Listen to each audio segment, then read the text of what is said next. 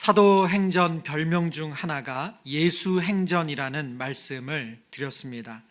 복음서에서 예수님께서 행하셨던 그 행적을 똑같이 사도들을 통해서 동일하게 반복된다고 해서 사도행전을 예수행전이라고 부르는 것이죠.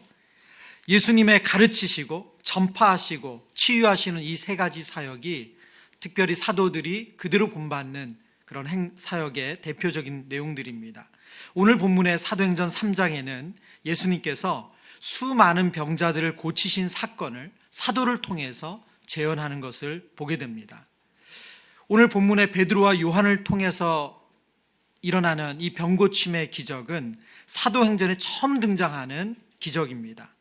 먼저 우리가 주목해서 볼 것은 이 기적이 일어나는 시점입니다. 1절 말씀 한 번 더 같이 보길 원하는데요. 1절, 제9시 기도 시간에 베드로와 요한이 성전에 올라갈세. 아멘. 베드로와 요한이 제9시 기도 시간에 성전에 올라가는 중에 이 병 고치는 기적이 일어났다고 성경은 말씀합니다. 기도하러 가는 두 명의 사도가 한 병자를 만나서 그를 깨끗하게 온전하게 치유한 사건이 오늘 본문의 사건인 거죠. 누가복음에 보면 예수님도 예수님의 기도를 언급하신 다음에 예수님께서 치유하시는 병을 고치는 사역이 이런 패턴처럼 반복되는 것을 보게 됩니다. 이 동일한 패턴이 사도들을 통해서도 오늘 성경에 나타나고 있는 것입니다. 누가복음 5장 15절 말씀인데요. 예수의 소문이 더욱 퍼짐에 수많은 무리가 말씀도 듣고 자기 병도 고침을 받고자 하여 모여오되 16절 같이 읽을까요? 예수는 물러가사 한적한 곳에서 기도하시니라. 17절 제가 읽습니다. 하루는 가르치실 때에 갈릴리 각 마을과 유대와 예루살렘의 온 바리새인과 율법 교사들이 앉았는데 병을 고치는 주의 능력이 예수와 함께 하더라. 18절, 한 중풍병자를 사람들이 침상에 메고 와서 예수 앞에 들여놓고자 하였으나. 아멘. 우리에게 잘 알려진 예수님께서 당시 불치의 병이라고 생각했던 중풍병에 걸리면 손 쓸 수 없다, 이것은 누구도 고칠 수 없다 생각하는 병이었는데 이 병을 고치시는 사건이 본문 이하로 자세하게 기록되어 있습니다. 그런데 이 사건을 기록하기 전에 16절에 보면 예수는 물러가사 한적한 곳에서 기도하셨다라는 말씀을 먼저 언급하시고 예수님께서 중풍병자를 어떻게 고치셨는지를 자세하게 기록합니다. 중풍병자를 고치시기 전에 예수님은 한적한 곳에서 기도하고 내려오신 이후에 그런 하나님의 능력으로 고치셨음을 말씀하는 거죠. 누가복음 기종의 9장에 보면 예수님께서 베드로, 요한, 야고보를 데리고 산에 올라가십니다. 그리고 그 산에서 예수님의 모습이 변화되시는, 그래서 우리에게 알려진 변화산 사건이죠. 그 사건을 이제 기록한 다음에 예수님이 산에서 내려오신 이후에 귀신 들려서 고통받고 있는 아이를 고치시는 예수님의 모습이 나옵니다. 누가복음 9장의 이 내용과 병행 구절, 같은 사건을 다룬 마가복음에 보면 9장 28절 29절 말씀입니다. 집에 들어가심에 제자들이 조용히 묻자오되 우리는 어찌하여 능히 그 귀신을 쫓아내지 못하였나이까. 29절 함께 읽습니다. 이르시되 기도 외에 다른 것으로는 이런 종류가 나갈 수 없느니라 하시니라. 아멘. 예수님께서 세 명의 제자들을 데리고 기도하러 산에 올라가셨고 그 산에 올라서 기도하시는 그 가운데 다른 제자들은 귀신 들려서 고통받는 아이의 아버지를 만나고 아이를 만났습니다. 그러나 그들이 어떤 행동을 해도 그 귀신이 쫓겨나가질 못했어요. 그리고 나니까 제자들이 예수님이 그 귀신을 쫓아내시고 나서 이후에 조용한 곳에서 예수님께 묻는 거죠. 조용히 묻자오되 우리는 어찌하여 능히 그 귀신을 쫓아내지 못하였나이까. 29절 이르시되 기도 외에 다른 것으로는 이런 종류가 나갈 수 없다. 예수님께서 기도하시고 병을 고치시고 기도하시고 기적을 행하시는 이 모습을 누가복음에 기록하고 있는데 오늘 동일하게 제자들이 제9시 기도 시간에, 우리로 말하면 오후 3시 기도하는 그 시간에 많은 성경학자들은 베드로와 요한이 이때 한 번만 기도하러 간 것이 아니라 그들은 늘 이 시간에 기도하러 갔던 것으로 보고 있습니다. 그들이 기도하러 가는 그 중에 성전 미문에 앉은 병자를 고치는 거죠.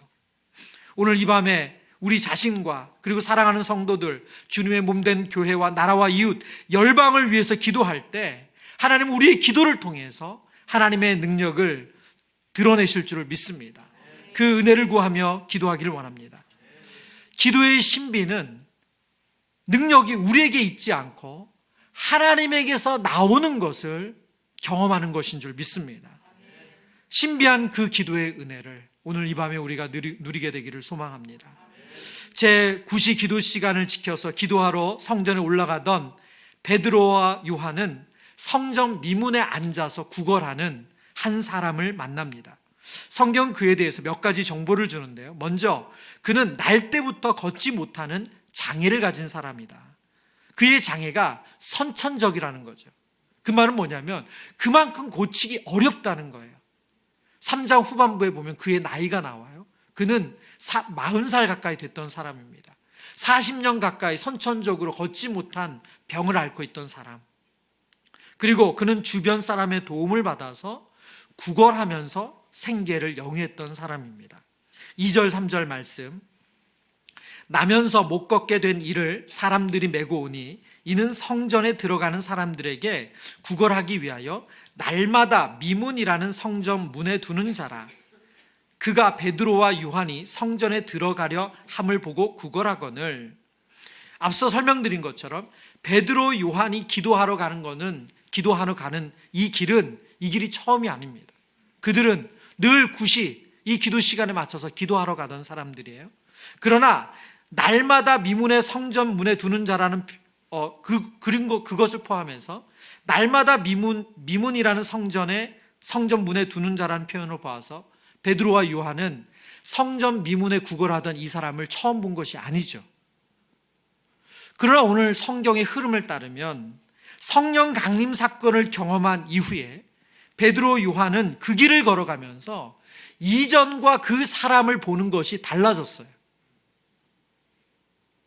성령 충만한 베드로와 요한은 성전 미문 안에 앉아있는 그 사람을 이전처럼 보고 지나가질 않았습니다. 성령 강림 사건을 경험한 베드로와 요한은 그 길을 걸어가면서 그들에게 전혀 다른 행동을 합니다. 그의 병을 고치는 놀라운 일을 이 두 사람을 통해서 하나님은 이루시는 거죠. 여러분, 복음서의 베드로와 요한은 정말 평범한 사람들이에요. 그들의 믿음이 얼마나 없었으면 예수님께서 변화산 사건 이후에 제자들을 향해서 믿음이 없고 패역한 자라고 그들을 책망하세요. 그런데 오늘 사도행전 3장의 제자들은 전혀 다른 사람 같습니다. 우리는 그 근본적인 이유가 성령 충만함을 받았기 때문이라는 것을 알고 있습니다. 성령 충만한 제자들이 첫 기적을 오늘 본문을 통해서 이루시는데 하나님은 이 첫 기적을 통해서 우리에게 무엇을 알려주기를 원하시는가? 저는 앞서 오늘 본문을 말씀을 전하면서 제자들의 병 고치는 사역은 예수님의 병 고치는 사역과 닮았다 말씀드렸습니다. 사도행전은 그래서 예수행전이다. 저는 오늘 본문을 묵상하면서 제자들이 예수님의 병 고치는 그 행적을 따라하면서 본받으면서 그들은 예수님의 마음을 깨닫게 됩니다. 오늘 본문에서 발견하는 예수님의 마음, 첫 번째는 한 영혼에 대한 관심입니다. 예수님은 한 영혼에 관심 갖는 것을 기뻐하신다는 것입니다. 오순절 성령 강림 이후에 제자 공동체 안에는 오늘 본문에 기록된 사건 말고도 많은 기적과 이사가 일어났어요. 사도행전 2장 42절 43절 말씀 우리 같이 읽어볼까요? 그들이 사도의 가르침을 받아 서로 교제하고 떡을 떼며 오로지 기도하기를 힘쓰느라 사람마다 두려워하는데 사도들로 말미암아 기사와 표적이 많이 나타나니. 아멘. 여러분, 오순절 성령 강림 사건 이후에 이 믿음의 공동체 안에 참 많은 일들이 있었는데 그 중에 하나가 뭐냐면 사도들이 많은 기사와 표적을 행했다는 거예요. 그들이 행한 많은 표적과 기사, 많은 이런 놀라운 행위들, 그 행위 중에 성경은 그 중에 첫 번째 기적으로 오늘 사도행전 3장에 이 사건을 기록하고 있습니다. 그 이유가 바로 사도들의 행위를 통해서 예수님이 행하셨던 그 사역이 어떤 의미가 있는지, 그리고 그 사도들은 예수님의 사역을 본받아 행함으로써 예수님의 마음을 어떤 마음을 알게 되었는지를 오늘 이 샘플을 통해서 보여주는 거죠. 그 수많은 기적과 표적 가운데 베드로와 요한을 통해서 일으키신 오늘 본문의 사건은 이 기적이 한 영혼에 대한 관심에서 출발한다는 것을 알려줍니다. 3절부터 5절 말씀, 그가 베드로와 요한이 성전에 들어가려 함을 보고 구걸하거늘 4절, 베드로가 요한과 더불어 주목하여 이르되 우리를 보라 하니 그가 그들에게서 무엇을 얻을까 하여 바라보거늘 베드로 요한은 늘 같은 자리에 앉아 구걸하는 이 사람을 주목합니다. 주목하다는 단어는 아테니조라는 헬라어거든요. 응시하다, 자세히 보다라는 단어입니다. 제가 앞서 설명드린 것처럼 베드로와 요한이 제9시에 기도하는 것은 이것은 오늘 이 하루만 있는 일이 아니라는 거예요. 그들은 늘상 기도하러 올라갔습니다. 기도 시간이 되면. 그런 그들이 오순절 성령 강림 사건을 경험하고 성령이 충만하여서 똑같이 그 길을 가다가 그 성전 미문에 앉아 구걸하던 이 사람을 주목하기 시작합니다. 자세히 보기 시작해요. 관심을 갖기 시작합니다. 이어서 그에게 말합니다. 우리를 보라. 그리고 그의 눈이 두 사도를 향합니다. 그 사람은 오늘 본문에 보니까 그 사람은 그들에게서 무엇을 얻을까 하여 바라본다고 성경이 말해요. 한평생 장애를 가진 채 똑같은 자리에서 구걸하던 이 성전 미문에 앉아있던 장애인 입장에서 사람들은 어떻게 인식되었을까요? 돈을 주는 사람, 돈을 안 주는 사람, 돈을 많이 주는 사람, 돈을 적게 주는 사람. 이 사람에게는 사람의 구분은 이런 관점으로 사람을 보았을 겁니다. 그런데 두 사도가 우리를 보라고 말했을 때 그 사람들은 돈을 주는 사람이 아니었어요. 그 사람들은 무엇을 주는 사람이었어요? 이 사람을 변화시킬 사람이었어요. 이 인생을 완전히 바꿀 사람들이었어요. 근데 여러분, 이 성전 미문에 앉아서 고개를 들어서 우리를 보라고 말하는 그 두 사도를 바라봤을 때 이 장애인은 전혀 그런 기대가 없었어요. 오늘 본문 그대로죠. 그들에게서 무엇을 얻을까? 무엇을 얻을까? 여러분, 이것이 은혜 아닙니까? 로마서 5장 8절에 보면 우리가 아직 죄인 되었을 때 그리스도께서 우리를 위하여 죽으심으로 하나님께서 우리에 대한 자기의 사랑을 확증하셨느니라. 우리가 아직 죄인 되었을 때란 말은 무슨 뜻입니까? 자격이 없을 때 그 말이에요. 자격이 없다. 하나님의 사랑 받을 자격이 없다. 구원의 은혜 받을 자격이 없다. 지금 성전 미문에 앉아서 평생을 구걸하며 살던 사람, 이 사람은 그 놀라운 은혜를 받을 자격이 있는 사람이 아니에요. 그럼 고침받을 자격이 있는 사람이 아니에요. 그럼 구원받을 자격이 있는 사람이 아니에요. 그런 그에게 하나님의 크고 놀라운 사랑이 임했습니다.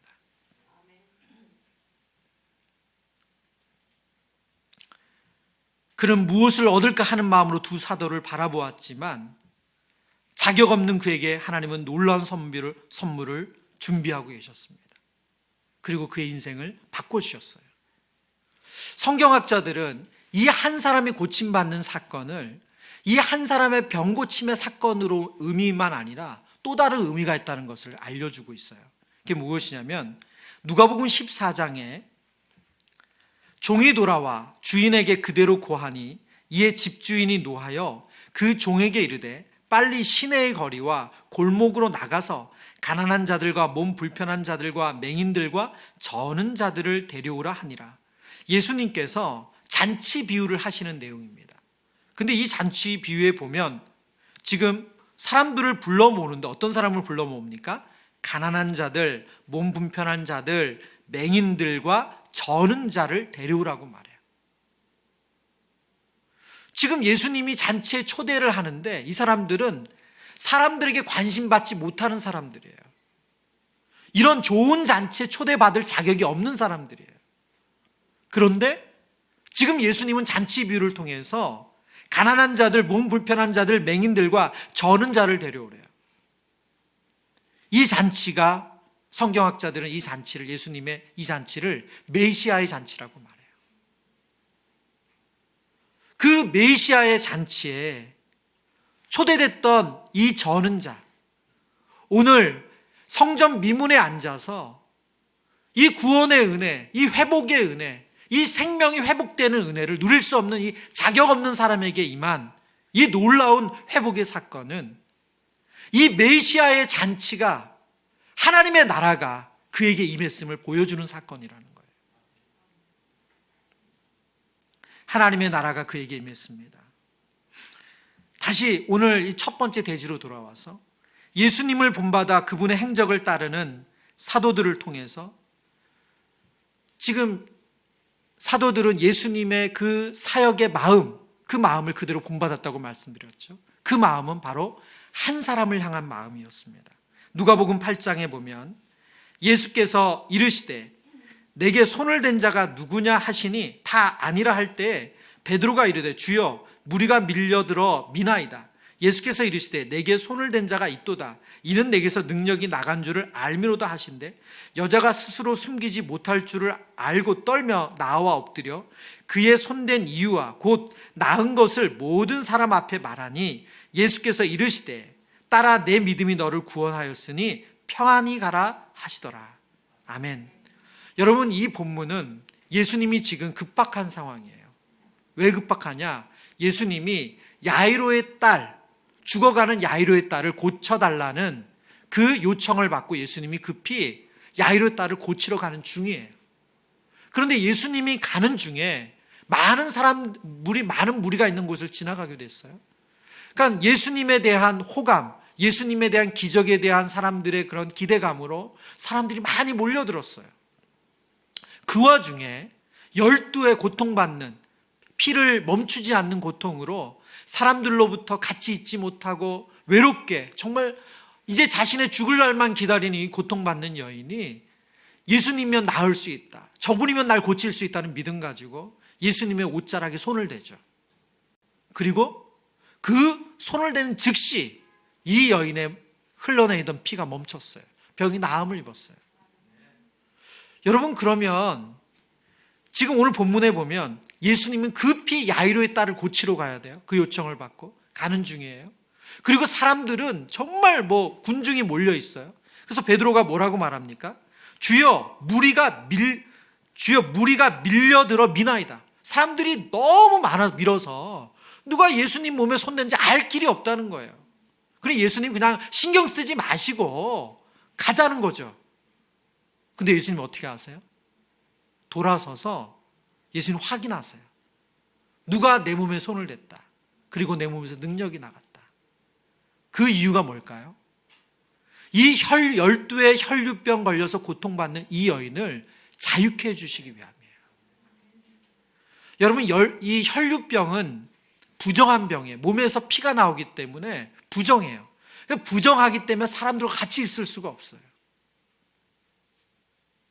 이 여인이 병이 나았다는 것을 증명하고 그 공동체에 들어가려면 상당히 많은 수고가 따르는 일이에요.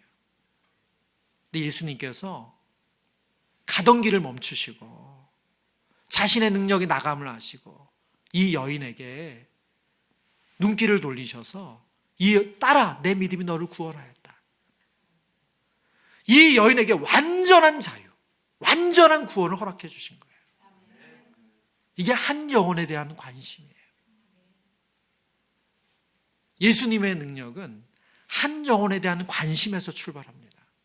지금 사도들이 성령 충만함을 받고 그 첫 기적이 이 한 영혼에 대한 관심에서 출발한다는 것을 성경은 알려줍니다. 두 번째, 예수님의 마음은 하나님의 능력을 의지하기를 기뻐하신다는 것을 우리 제자들이 예수님의 그 마음을 깨닫게 됩니다. 6절 말씀, 베드로가 이르되 은과 금은 내게 없거니와 내게 있는 이것을 내게 주노니 나사렛 예수 그리스도의 이름으로 일어나 걸으라 하고, 나사렛 예수 그리스도라는 표현은 이 오늘 본문과 4장 10절 외에는 신약 성경에 전혀 등장하지 않습니다. 베드로의 오순절 설교 가운데 나사렛 예수에 대한 표현은 쓰죠.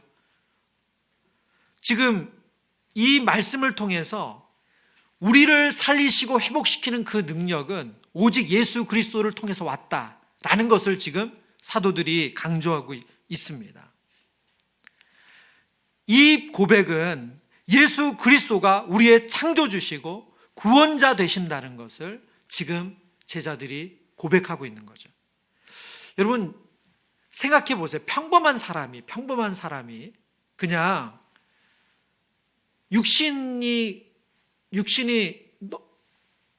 육체적인 질병을 가지고 있는 사람에게 손을 잡고서 그 사람에게 일어나라고 말하는 거 있을 수가 없죠. 그러니까 지금 이게 성령 충만함을 받은 베드로와 요한이기 때문에 가능한 거예요. 근데 그들이 지금 철저히 확신하는 게 뭡니까? 이 능력, 이 일이 자신들에게서 있는 것이 아니라 바로 우리의 창조주이시고 구원자이신 예수 그리스도를 통해서 가능하다는 것을 오늘 아주 선명하게 선포하고 있는 거예요. 그래서 나사렛 예수 그리스도의 이름으로 일어나라. 베드로후서 1장에 보면 이렇게 고백합니다. 베드로가 우리 주 예수 그리스도의 능력과 강림하심을 너에게 알게 한 것이 교묘히 만든 이야기를 따른 것이 아니요 우리는 그의 크신 위엄을 뭐라고요? 친히 본 자래요. 우리는 예수 그리스도의 능력과 강림하심을 친히 보았대요. 예수 그리스도의 죽으심과 부활, 그리고 오순절 성령 강림을 통해서 그들은 예수님이 하나님의 아들이시고 예수님이 창조주시고 예수님이 구원자라는 그 확신, 능력에 대한 확신이 분명해졌어요.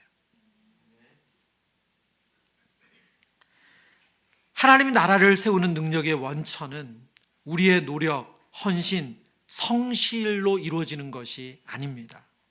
능력의 원천은 어디에 있습니까? 하나님의 능력에 있어요.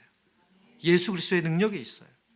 고린도전서 2장에 내 말과 내 전도함이 설득력 있는 지혜의 말로 하지 아니하고 다만 성령의 나타나심과 능력으로 하여 너희 믿음이 사람의 지혜에 있지 아니하고 다만 하나님의 능력에 있게 하려 하였노라. 여러분 지금 바울이 자신의 사역, 자신의 복음 전도의 사역의 결과는 설득에 있지 않대요. 자신의 지혜에 있지 않대요. 그리고 다만 성령의 나타나심과 능력이래요. 하나님의 능력이 있대요. 여러분 그러면 이 질문을 오늘 우리에게 좀 해볼까요? 오늘날 우리에게 하나님의 능력이 자주 나타나지 않는 이유는 뭘까요? 오늘 이 본문을 가지고 우리가 묵상해 본다면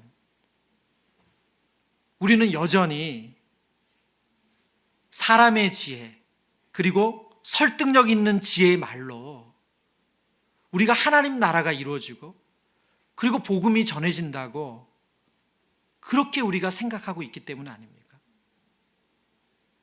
물론 하나님의 능력을 우리가 경험합니다. 뭐 안 경험하는 것은 아니에요. 근데 가끔이고 너무 드물어요. 가장 큰 원인은 우리가 성령 충만하지 않아서 그래서 하나님의 능력을 온전히 신뢰하지 못하기 때문일 겁니다. 그러나 여전히 설득력 있는 지혜의 말, 내 노력과 수고, 그걸로 사람이 바뀔 수 있다. 여러분, 이것은 우리가 수고하고 애쓰고 사랑하고 섬기는 거 안 해야 된다는 말이 아닙니다. 그러나 그것으로 하나님의 나라가 임하는 게 아니라는 거예요.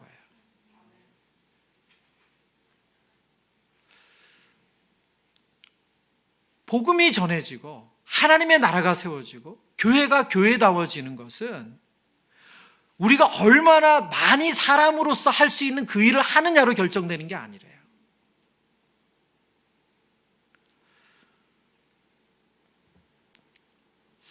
저는 이 부분이 정말 오늘 이 밤에 우리가 은혜를 구할 대목이라고 생각해요.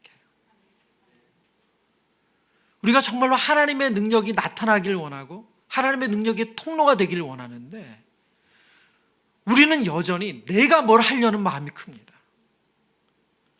내가 조금 더 애쓰면, 내가 조금 더 수고하면 이렇게 움직이지 않을까? 뭐가 되지 않을까? 여러분, 정말 우리가 전적으로 하나님의 오늘 우리 사도 바울의 표현대로 성령의 나타나심과 능력을 의지하며 가정을 세우고 그리고 우리의 교회를 세우고 그러고 있습니까? 저는 오늘 이 본문을 묵상하는데 정말 많이 회개하게 되더라고요. 우리가 잠줄이고 수고하면 뭔가 조금 더 좋은 결과가 나올 거라고 하는 기대, 그것은 하나님의 능력과 상관없는 거잖아요. 하나님의 능력이 나타나는 여러분 되시길 축원합니다. 하나님의 능력의 통로가 되는 수원 꿈꾸는 교회가 되기를 간절히 소망합니다. 그래서 주님, 온전히 주의 능력을 의지하며 사역하게 하소서. 주의 능력이 나타나는 우리 가정 되게 하소서. 주의 능력이 일터에서 나타나게 하소서. 성령의 나타나심과 능력이 우리의 삶에 나타나게 하소서. 여러분, 이 기도 제목을 가지고 기도하는 밤이 되기를 축원합니다. 마지막으로 예수님의 마음, 우리 사도들의 이 예수님을 본받는 기적 가운데 깨닫는 예수님의 마음은 많은 사람들에게 하나님은 구원을 주기를 원하신다는 거예요. 그들이 구원 얻기를 원하신다는 겁니다. 사도행전 3장 8절에서 10절입니다. 이제 그가 회복이 되었어요. 나사렛 예수 그리스도의 이름으로 일어나 걸어라 는 베드로의 선포와 베드로가 손잡아 오른손을 잡아서 그를 일으켜 세울 때 그가 발과 발목에 힘이 생깁니다. 그리고 8절에 보니까 뛰어서서 걸으며 그들과 함께 성전으로 돌아가면서 걷기도 하고 뛰기도 하며 하나님을 찬송하니 9절 함께 읽습니다. 모든 백성이 그 걷는 것과 하나님을 찬송함을 보고 10절 제가 읽을게요. 그가 본래 성전 미문에 앉아 구걸하던 사람인 줄 알고 그에게 일어난 일로 인하여 심히 놀랍게 여기며 놀라니라. 11절 같이 있습니다. 나은 사람이 베드로와 요한을 붙잡으니 모든 백성이 크게 놀라며 달려나아가 솔로몬의 행각이라 불리우는 행각에 모이거늘. 아멘. 베드로와 요한을 통해서 하나님의 능력으로 고침받은 사람은 기뻐 뛰며 하나님을 찬양합니다. 40년 동안 한 번도 자신의 발로 걸어보지 못한 사람이 걸어보니, 뛰어보니 얼마나 놀랐겠어요. 여러분, 지금 한 영혼에 대한 베드로와 요한은 지금 이 일이 이렇게 커질 줄 몰랐어요. 한 영혼에 대한 관심을 가지며 이 한 사람을 고친 건데 이 사건이 지금 어떻게 커지고 있는지, 확대되는지를 성경이 보여줍니다. 제가 강조한 9절과 11절에 보면 지금 똑같은 표현이 한 번 나오는데 9절, 사도행전 3장 9절 한 번 더. 앞부분에 주어가 뭡니까? 모든 백성이, 모든 백성이. 모든 백성이 성전 미문에 앉아있는 이 사람이 걷고 찬양하는 것을 보게 됐어요. 11절에 한 번 더 나오죠. 모든 백성이 크게 놀라며 달려나아가 솔로몬의 행각이라 불리우는 행각에 모였대요. 모든 백성이. 신약학자 유상선 목사님은 그의 책에서 이제 사도행전에 상세히 기록된 기적에 대한 설명을 이렇게 합니다. 사도행전에서 상세히 기록된 기적은 대부분 그 기적 자체가 단지 다른 기적들보다 놀랄 만한 사건이었기 때문이라기보다는 그 사건이 가져온 중대한 결과 때문이다. 이 기적이 얼마나 대단했느냐가 중요한 게 아니라 이 사건으로 인해서 어떤 결과, 중대한 결과가 나타났냐, 그것 때문에 상세하게 기록하고 있다는 거예요. 그리고 공통점은 그 결과로 많은 사람들이 주님께로 돌아왔거나 복음에 대한 긍정적인 시각을 가지게 되었다는 것이다 라고 설명합니다. 오늘 바로 사도행전 3장이 그렇죠. 지금 이 날 때부터 걷지 못했던 장애인을 고친 기적 자체가 대단하다는 것이 아니라 이 사람을 통해서 얼마나 많은 사람이 주님께로 돌아오는 일이 됐는가, 복음에 대해 긍정적인 변화가 일어났는가 하는 것을 통해 보여주기 위해서 성경이 이것을 기록하고 있다는 거예요. 성전 미문에 앉아 평생 남의 손을 바라보며 구걸하던 이 한 사람에게 하나님의 놀라운 은혜가 임했습니다. 그런데 이 사건이 지금 그를 아는 수많은 사람들에게 충격을 주었어요. 베드로와 요한도 제9시에 기도하러 가면서 이 사람을 보아왔죠. 이 사람의 나이가 3장 후반부, 우리 다음 주에 3편 그 내용을 보면 이 사람은 나이가 40쯤 됐어요. 생각해 보세요. 이 사람이 몇 살부터 그 자리에 앉아서 구걸했는지 모르지만 그냥 좀 나이를 이렇게 해서 20살부터라고 해보자고요. 그러면 20년 동안 사람들은 이 사람이 그 성전 미문에 앉아서 구걸하던 것을 보았어요. 만약 더 이른 나이에 그 사람이 그 성전 문 앞에 앉아서 구걸을 했다면 더 많은 사람이 그 사람을 줄곧 지켜봤겠죠. 여러분, 그러면 늘상 그 자리에 앉아서 사람들의 손을 바라보며 구걸하던 그 사람이 걷고 뛰는 이 장면이 얼마나 놀라웠겠어요. 얼마나 놀라웠겠어요. 그래서 성경이 이 놀람의 표현을 10절에 보면 그가 본래 성전 미문에 앉아 구걸하던 사람인 줄 알고 그에게 일어난 일로 인하여 심히 놀랍게 여기며 놀라니라. 심히 놀랍게 여기며 놀라니라 라고 표현하죠. 여기 마지막에 놀라니라라는 이 단어가 에크시타시스라는 단어예요. 에크시타시스. 황홀한, 무아지경. 여기서 파생한 단어가 우리에게 느껴진 단어가 있잖아요. 네. 에크시타시스. 황홀한, 무아지경. 정말 사람들이, 제가 좀 이렇게 속된 표현이 나올 것 같아가지고 쓰진 않겠습니다. 완전히 갔어요. 뒤로 넘어진 거예요. 지금 그 광경을 완전히 넘어진 거예요. 있을 수 없는 일이잖아요. 베드로와 요한은 이렇게까지 이 한 사람을 고친 사건이 커질 거라고 생각하지 못했어요. 그들은 그냥 예수님이 행하신 대로 성령 충만함을 받고 나서 그 한 사람에 대한 관심으로 그 영혼을 회복시켰을 뿐이에요. 그 사람을 고쳤을 뿐이에요. 그런데 이 한 사람의 회복됨으로 인해서 솔로몬 행각에 모인 모든 사람들이 오순절 성령 강림 사건 때 수많은 사람들이 복음을 들은 것처럼 이 복음을 듣게 되는 놀라운 일이 벌어집니다.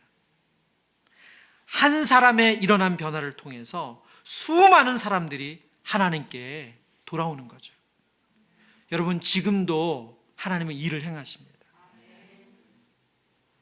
여러분, 우리 다락방 안에 일어나는 일이 이거 아니에요? 우리 훈련 가운데 일어나는 일이 이거 아닙니까?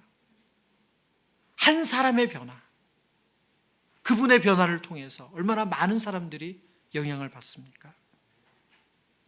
죄로 인해 억울했던 우리의 인생이 성령의 능력으로 회복될 때 그 변화를 통해서 많은 사람이 하나님께로 돌아오게 됩니다. 오늘 본문을 묵상할 때 우리는 베드로와 요한의 입장에서 지금 이 본문을 쭉 읽었습니다. 근데 입장을 좀 바꿔서 볼까요? 누구의 입장요? 성전 미문에 앉은 그 장애인의 입장. 그분의 입장에서 이 본문을 잠깐 생각해 보죠. 태어나면서부터 걷지 못한 채 40년을 살았어요. 어떤 소망도 없이 철저히 다른 사람을 의지해서 성전 미문 앞에 놓여졌어요. 그리고 사람들의 손을 보며 구걸하는 삶을 살았어요. 자신에게 회복, 변화, 꿈도 꿔보질 않았어요. 내 인생이 바뀐다? 정말 생각에 그런 금조차도 간 적이 없어요. 근데 그 인생이 걷고 뛰는 인생으로 바뀌었어요.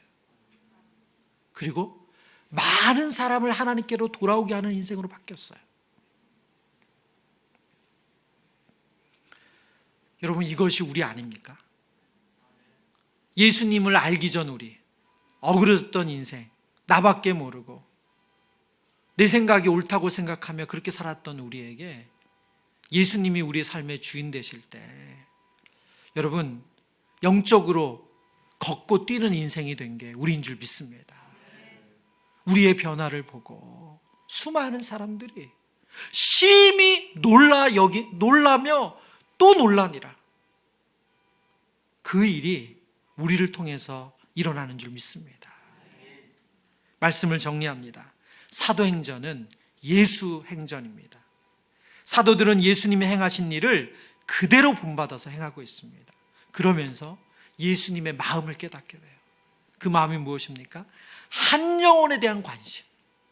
예수님은 그 한 영혼이 회복되길 원하신다. 그 한 영혼에 대한 관심을 기뻐하신다. 두 번째는 하나님의 능력을 의지하기를 기뻐하신다. 세 번째는 많은 사람들이 구원 얻기를 원하신다. 그 예수님의 마음을 깨닫게 됩니다. 오늘 이 밤에 우리가 기도할 때 이 예수님의 마음을 깨닫는 은혜가 있기를 축원합니다.